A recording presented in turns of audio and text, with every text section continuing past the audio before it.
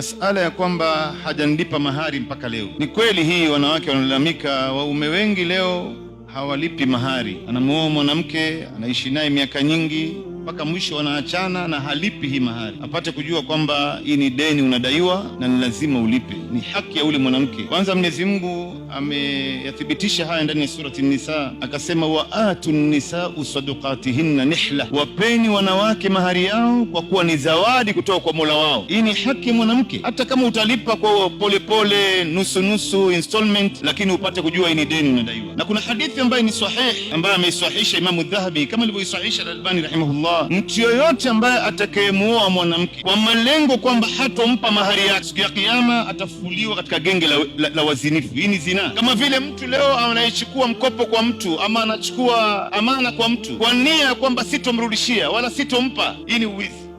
Siku ya Kiyama utafufuliwa katika genge la wezi. Kwa hivyo yule ambaye halipi mahari apate kujua kwamba anakosea makosa makubwa sana, na hii ni deni, ni lazima alipe. Labda ule mwanamke mwenyewe aamue kumsamehe. Ikiwa atamsamehe ni yake yeye, na tena yeye akitaka, akipewa atakula anavyotaka yeye. Ule mwanamke ataka kumpa mume wake, akitaka kula na wazazi wake, akitaka kula yeye mwenyewe, lakini akiamua kusamehe ni yake.